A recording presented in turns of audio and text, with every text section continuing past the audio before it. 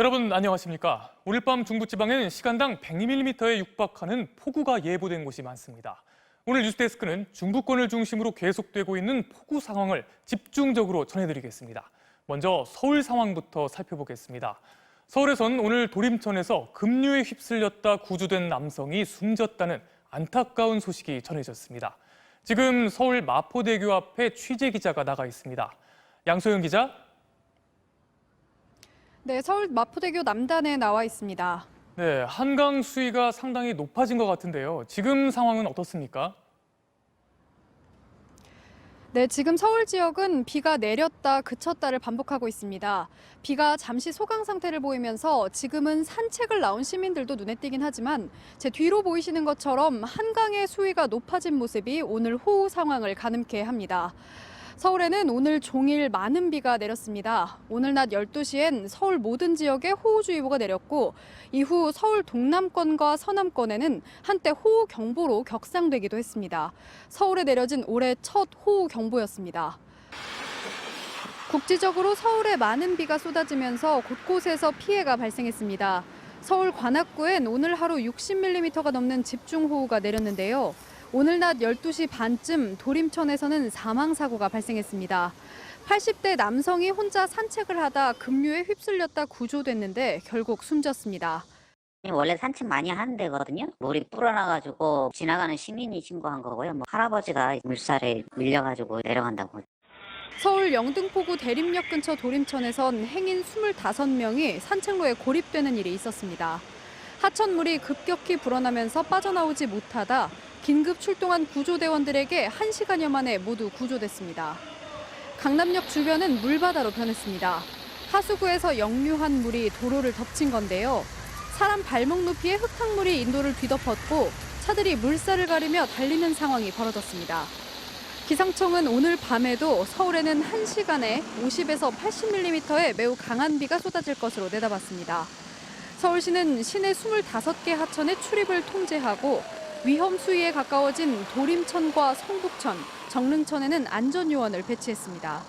행정안전부는 수도권과 강원, 충청 지역을 중심으로 강하고 많은 비가 내릴 것에 대비해 오늘 오전부터 중앙재난안전대책본부 1단계 비상근무에 돌입했습니다.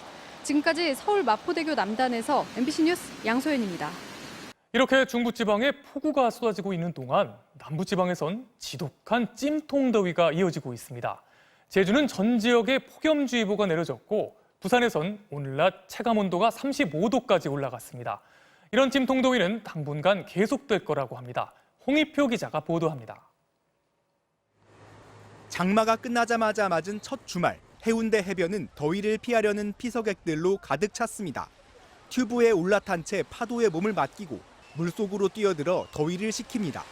대구에 있을 때에도 비가 너무 많이 와가지고 걱정을 많이 했는데 오늘 이제 날씨가 너무 좋아서 다행이에요. 오늘 폭염 경보가 내려진 부산의 낮 최고 기온은 30도를 기록했고 금정구 33.6도, 기장군 33.2도 등 부산 일부 지역은 33도를 웃돌았습니다. 높은 습도 탓에 체감 온도는 35도까지 육박하기도 했습니다. 낮 최고 기온이 32도까지 오른 울산에서도 피서에 나선 시민들이 부쩍 눈에 띄었습니다. 올해는 코로나 사태도 있고 해가지고 이렇게 가까운 진화해수욕장에 오게 됐습니다. 일부 산악 지역을 뺀 대부분 지역에 폭염주의보가 내린 제주는 어젯밤까지 닷새 연속 열대야가 관측됐습니다. 바다밖에 없는 것 같아가지고 한번 들어갔다 오니까 시원하고 좋은 것 같아요. 당분간 남부지방은 낮 기온이 30도를 웃돌고 밤 사이에도 25도 이하로 온도가 떨어지지 않는 열대야가 지속될 걸로 예보됐습니다. 장마 전선이 물러난 뒤 덥고 습한 북태평양 고기압의 영향을 받고 있기 때문입니다. 기상청은 남부지방 대부분에서 폭염이 이어지고 있는 만큼 노약자와 온열 질환자 등은 건강관리에 유의해 줄 것을 당부했습니다. MBC 뉴스 홍희표입니다. 어제부터 전월세 기간을 4년으로 늘리고 임대료 인상을 5%로 제한하는 임대차법이 시행됐는데요. 집주인들은 당연히 임대료를 최대한 올려받고 싶고 세입자들은 계약 조건을 유리하게 바꾸고 싶죠. 전월세 시장은 아직도 혼란스러운 모습입니다. 이준희 기자가 현장 취재했습니다. 입주가 진행 중인 서울 은평구의 한 아파트 단지. 전세를 찾는 사람은 많지만 거래까지 이어지는 경우는 거의 없습니다. 최근 한 달 사이 전셋값이 1억 원이 뛰었는데 임대차법 시행 이후 집주인들이 금액을 더 올리고 있기 때문입니다. 막상 임대인에게 전화를 드리면 가격이 순간 1,000만 원씩 올라서 적정한 전세 가격에 세입자가 나타나지 않으면 비워두겠다 하는 임대인도 다수 계십니다. 다음 달 입주를 앞둔 강남구의 이 아파트 단지도 마찬가지.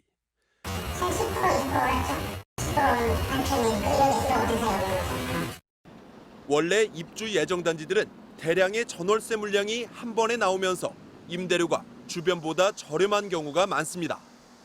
그런데 2년 뒤 임대료를 5%밖에 못 올리니 집주인들이 집이 안 나가더라도 처음부터 전셋값을 많이 받겠다고 버티는 겁니다. 그래도 한 4억 초반대로 하셔야 이게 이제 나갈 수 있을 거다 하는데 지금부터 싸게 하지는 않겠다. 반면 법 시행 전 5% 넘게 올린 임대료를 돌려달라고 요구하는 세입자들도 나오고 있습니다.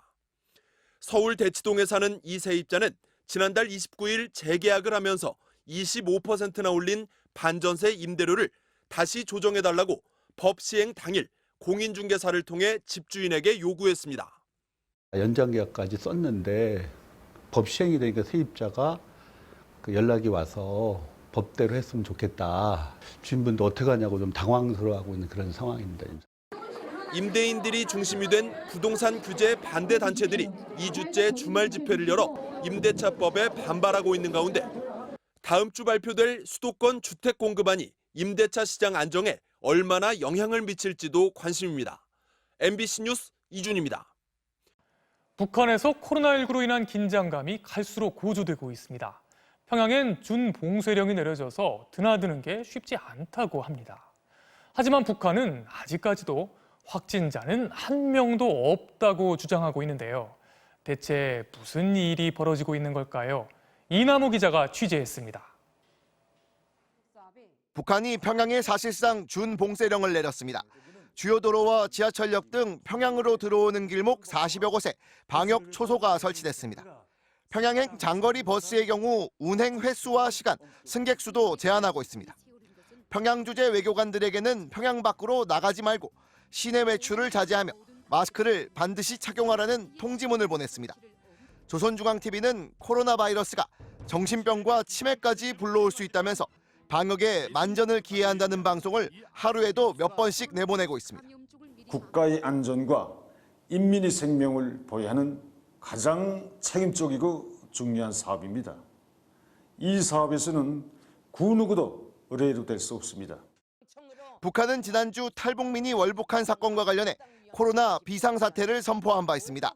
월북자가 코로나 의심 증상을 보인다고 했는데 북한은 그제 노동신문을 통해선 북한에는 단 한 명의 코로나 감염자가 없다고 밝혔습니다. 국제보건기구도 지난 7월 16일 기준 북한 내 코로나 검사자 수가 1,211명이라고 공개하면서 아직까지 양성 판정은 한 건도 없었다고 밝혔습니다. 진단 건수 자체가 적기도 하지만 WHO의 정확한 검사 결과를 공유하지 않는 건 아닌지 의혹이 커지고 있습니다. 코로나 의심 환자들은 많아 보이는데 진단 능력의 부족 때문에 제대로 가려내지 못한 측면도 있고 방역 주권을 놓치지 않기 위해서 국제사회에 모든 정보를 투명하게 공유하지 않는 측면. 이런 가운데 통일부는 지난 30일 민간단체가 신청한 진단키트와 방호복 등 8억 원 규모의 방역물품 지원을 승인했습니다.